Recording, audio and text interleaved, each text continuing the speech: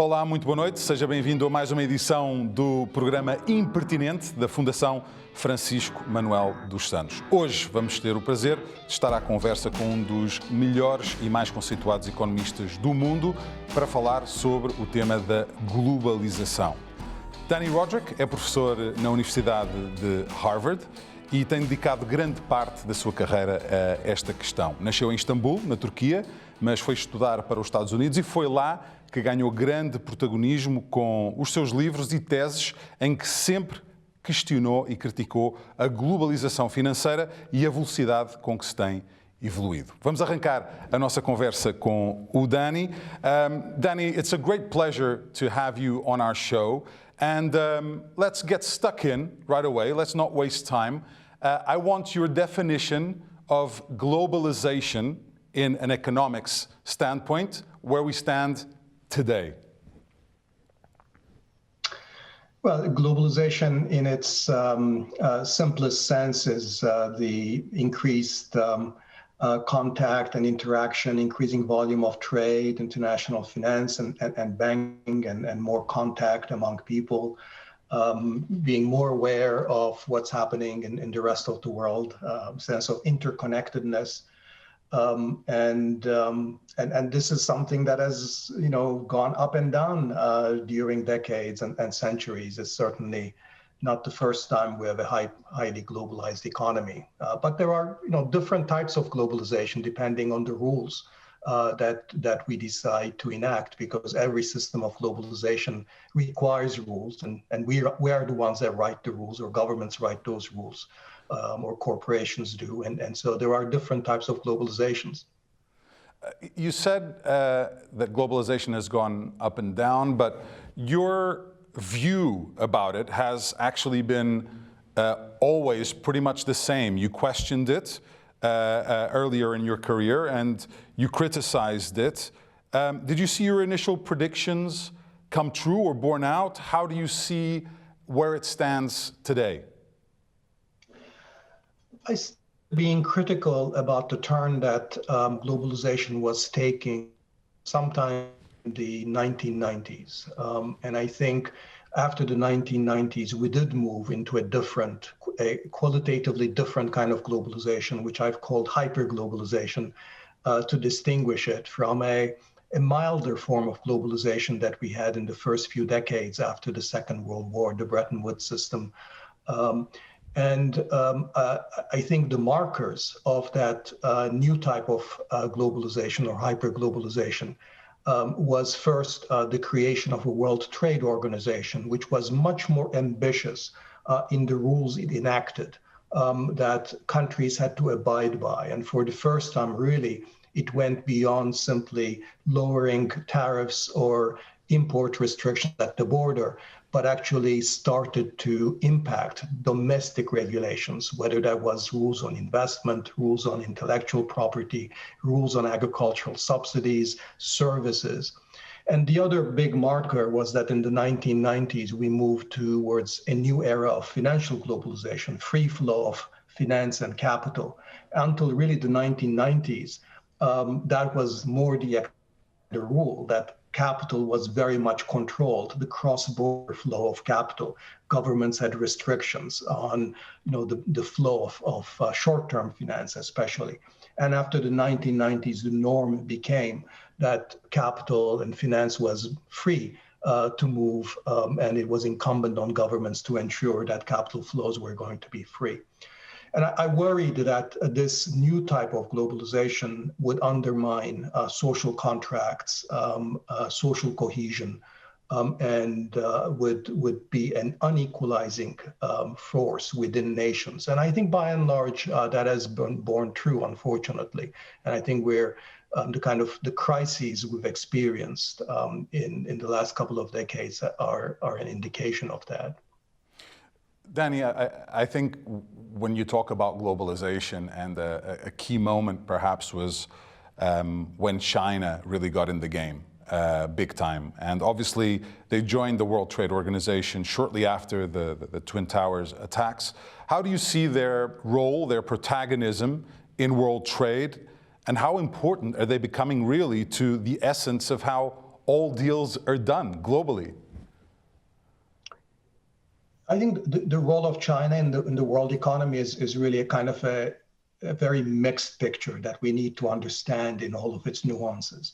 On the one hand, by joining the world economy after the 2000s in full force with the entering of China into the World Trade Organization, without question, the world economy has allowed globalization, open trade and financial policies in other countries have allowed China to leverage world trade and investment and to grow economically more rapidly and most importantly, really engineer what is clearly economic history's most impressive reduction in poverty.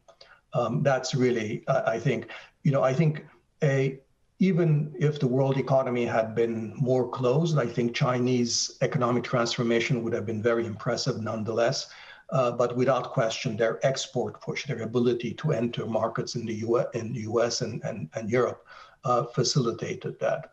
On the other hand, and I think that's the other side of the picture, there was a fundamental incompatibility in the manner in which China entered the world economy, because China took advantage of the world economy, but in terms of its own rules, it played very much by the pre-1990 rules. It played much more by the Bretton Woods rules. So it controlled its trade, it controlled its currency, it controlled capital flows, it engaged in significant amount of industrial policies. And despite joining the World Trade Organization, it studiously sidestepped the significant restrictions on its domestic policy autonomy. So the paradox was that the most successful country that benefited from hyperglobalization was actually the country that was not playing by the rules of hyperglobalization. But that created this tension, which is that an eventual crisis, really, that you can't have a major player, China, playing by different rules than Europe and the United States. And I think what we'll have to create now, and what is really the biggest question and challenge for the world economy going forward, is what kind of rules are we going to create that on the one hand can accommodate China and its desire to be different along many other countries to pursue their own kinds of national economic policies, but also is sensitive to the needs of European nations, the United States, other advanced and middle-income countries that actually also want to protect their labor markets, their social contracts, their ability to pursue more egalitarian policies, because sometimes hyperglobalization can actually undermine those desired objectives. I think, Dani, it'd be pretty fair to say that myself, I felt the impact of globalization during my lifetime, because when I was growing up in Portugal, I'm taller than most people here. It was very difficult sometimes to get options for clothes to wear, and I had 46 shoe, okay? So I couldn't really find a 46 shoe anywhere. I think people nowadays in my position who are tall or taller than me can get whatever they want because of globalization, because of the fact that you can get anything from anywhere. Before, you had to order things or articles from people who were traveling to the United States or to the UK, and now you can get everything at your doorstep, whether it's with e-commerce or because also of the fact that these big superpowers are producing and overproducing goods. So let me play devil's advocate here. I would say that it's an advantage for people to have what they want when they want. Tell me why it isn't and why it's important to regulate how that happens. Great question, and actually let me tell my version of your story. Okay. Which is that I grew up, at least a couple of decades before you in Turkey, where I felt very much the same. So Turkey in the 1970s, 1960s, early 70s was very much a kind of a closed economy. So as a young kid, the only toys that I could play with were the very shoddy locally manufactured toys, because we had high tariffs that was keeping out all the nice Legos and the Mechanos and sort of all the fancy toys from the rest of the world. So I felt very much deprived from the benefits of globalization, from being able to access those toys. So as a consumer, I really lost out, and that's what you were saying. And that's the benefit that you get from globalization. At the same time, I was the child of a family. My father was he had left school at a young age because his father died early, and started working and sort of slowly built a business. And eventually, because of these high tariff barriers, he founded a firm producing pens and fountain pens and ballpoint pens that could not have existed without protection from European firms, because they were much more efficient. If the market was open, nobody would be purchasing Turkish-made pens anymore than I would be purchasing Turkish-made toys. That really allowed not just people like me, kind of a middle class, to develop, because I was the beneficiary of this on the productions, on the producer side. But it also created eventually down the line a kind of a competitive industry in Turkey, which can now compete. But you needed that early era of protection, the child to mature. And so the Chinese experience is very similar. So many of its export champions grew up behind protective barriers, developing technological capabilities, managerial resources, but by first going through this period of being protected. Otherwise, what you have, and this is what a lot of countries in Africa are now facing, when you start your process of development, industrialization, when you have essentially very little protection, you don't have the room to create the kinds of industries. And in order to be able to afford the toys, you need to have the income to pay for the toys. So, I would never, so it's always a kind of a striking the right balance between these consumer and producer effects, if you will, that I don't think just like closing the economy from world trade is the way to go, simply assuming that by giving consumers the full choice is going to be the way to go, because you also have to figure out where will the consumers get their income? Will they always remain, peasants, farmers, where the incomes are very low? And that's not the way to develop. All right, let's talk about COVID and a post-COVID world. I think during the pandemic, people perhaps started depending more on their national authorities and national governments than they depended on before. Did this process actually show that the nation state, for better or worse, is still very much alive and is needed? I think it's made it a lot clearer to people. I think that's always been the case, frankly. I mean, I've been saying for a very long time that the death of the nation state is exaggerated. And I think people sort of did not quite understand when things are going well, you don't see the hands of the state. You don't need to rely on it. You just think that the state and its regulations is always, a hindrance, that you have to pay taxes, that you have to have these regulations, you have these politicians, because it seems like, world trade and investment and finance runs on its own. Actually, it does not. It runs on the rules and regulations and enforcement powers of the state. If you didn't have banking laws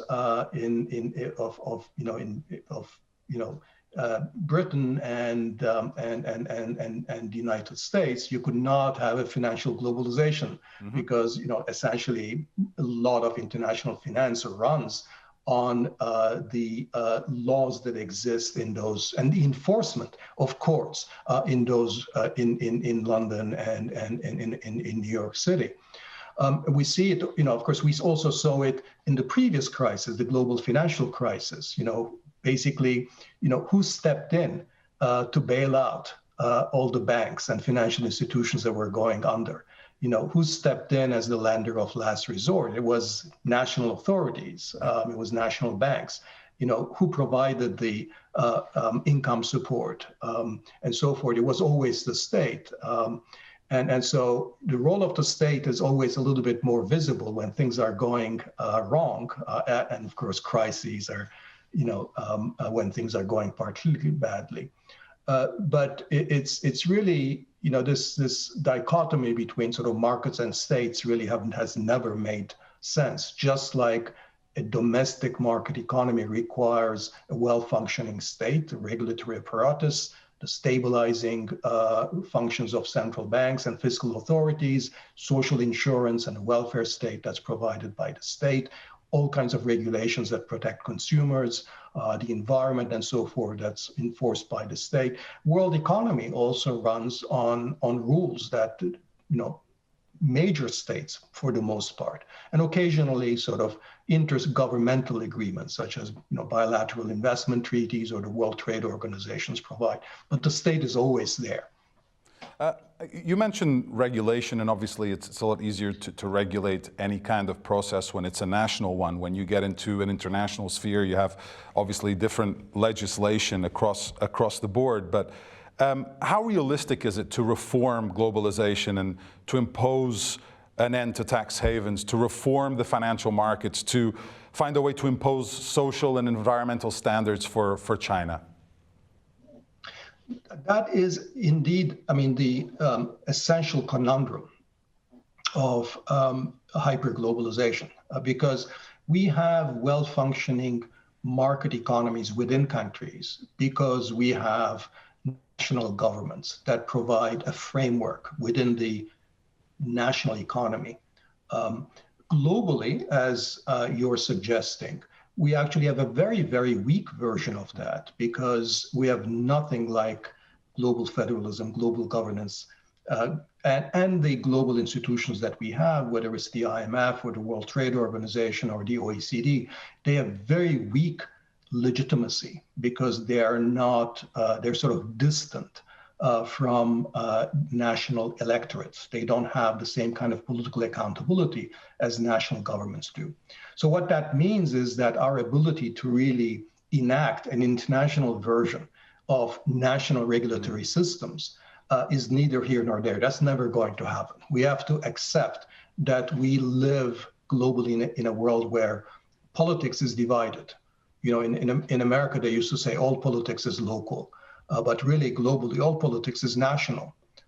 And if we understand that, we also would then understand that we won't actually be able to have, sort of global labor standards. We're not going to have, global standards on the taxation of capital. Now, there are, it's not totally categorical. There are some areas where we can go further in negotiating global agreements. And I think where we should focus those global agreements on, where we should really spend our political capital on, is on areas where global agreement is absolutely essential. And there are two critical areas where that is so. One is climate change, because climate change does not stop at the national border. That's a true global public bad.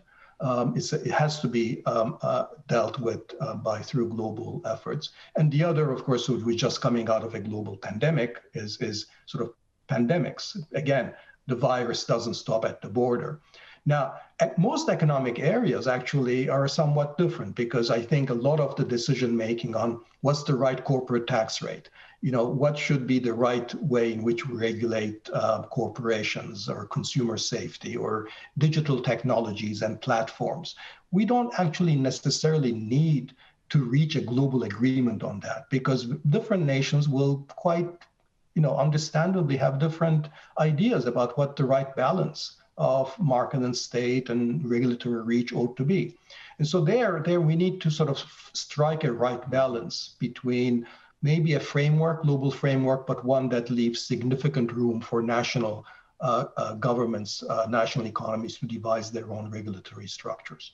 Yeah, and a system with some kind of consistency so that it's more fair and inclusive to all, because it's clear that some companies and agencies and businesses can have bases in tax havens and finds ways to cheat the system, whereas the large majority of us who are complying by the rules end up paying the price. I did want to ask you about the European Union and how well you think it's doing in integrating its members, and whether it's a good example of globalization within Europe and nationalism at the same time. How do you see that balance?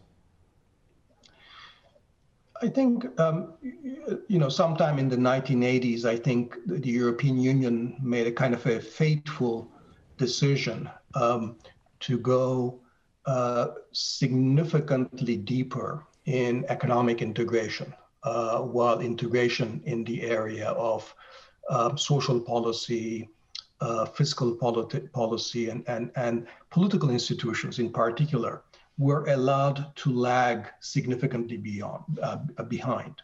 Now, the EU always was constructed on this notion. If you go back to the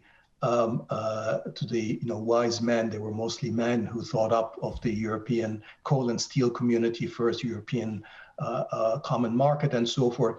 The gamble was that always by integrating markets, you would be pushing politics to catch up with it.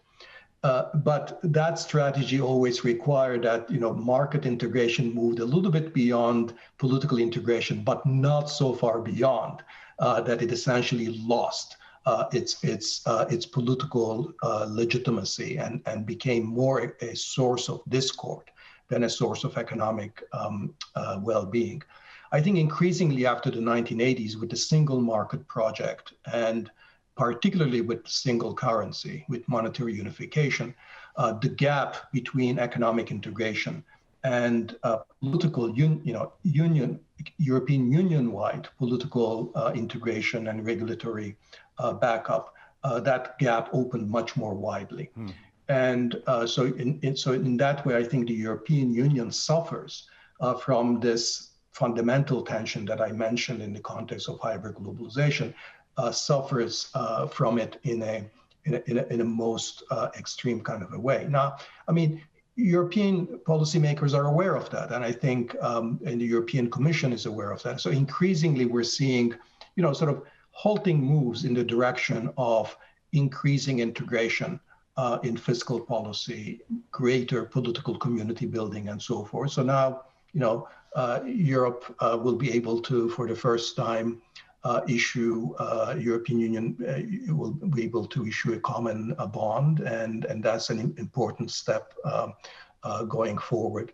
So I think there's some movement there, but I think the fundamental challenge that the European Union face, it has that it's if it wants to maintain its economic integration, the single market, single currency, it'll have to back it up with significantly more fiscal and political integration as well.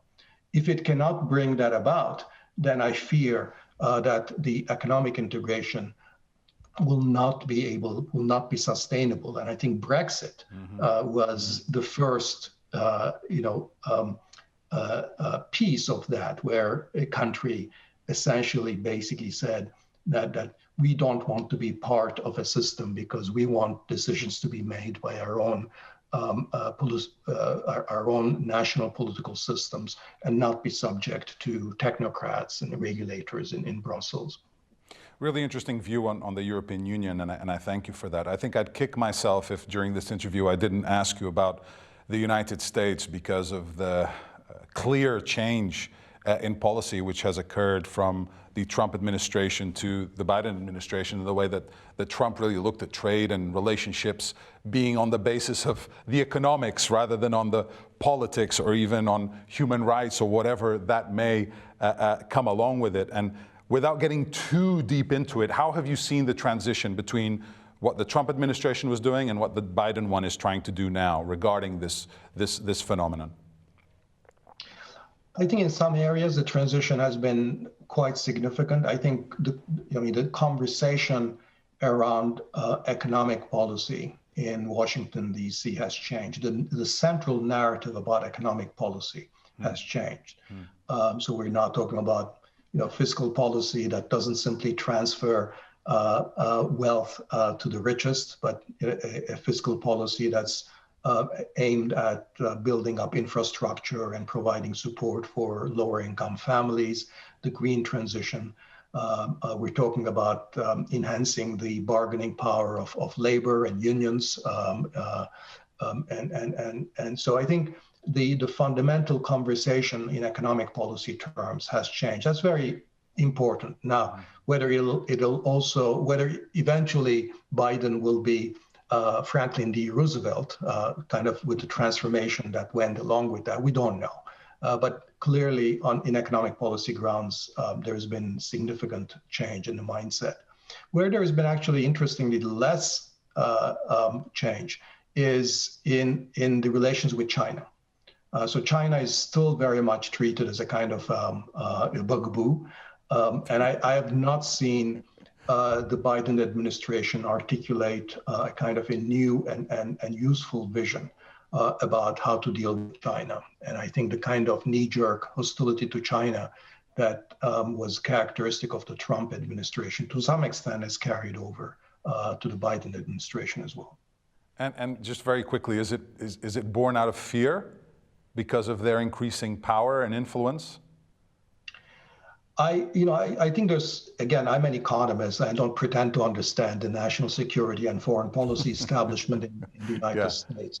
But my amateur view on this is that the foreign policy and national security establishment in the United States cannot get around its head, around its mind, the idea that the United States is going to be only one player among many powerful ones, that it still wants to create a world order that reflects its own priorities. And as long as it approaches international relations and foreign policy with that mindset, I don't think it's going to work. Well, if living in the States taught me one thing, is that that country doesn't like to be number two. It wants to be number one in everything, and I'm sure it won't be comfortable with China being number one in any kind of ranking that it may be. To close out the interview, Dani, we're going to ask you questions with short answers, so in one sentence or two maximum, we'll allow it. If you could please answer the following quick fire section. So, in one sentence, describe what you would propose to make globalization more sustainable and inclusive. I think the most important change we need there is a change in mindset, that we need to treat the global economy as a means to an end and not an end in itself. So globalization should serve the people and societies, not the other way around. What is one personality trait a good leader could really benefit from having? I think, personal honesty and integrity. That has been a very common reply, and I'm glad to see that our guests have their values present. What is the biggest challenge humanity faces in the next decade? Addressing climate change. And yeah, that would be a longer answer. So I'll go to the next question. If you could change one thing in the world by magic today, what would you choose and why?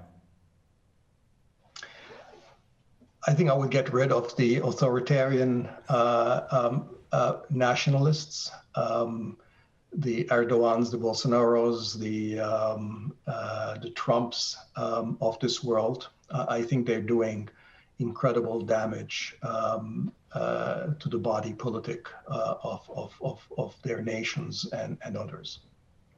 Dani, it's been a real pleasure to delve into your brain and get your expertise on this topic of globalization and world economics, really. So thank you for taking the time to speak with us. It's been a pleasure, Pedro. Thank you. Fantástico ter a oportunidade de falar com Dani Rodrik sobre este tema tão importante e pertinente que é a globalização.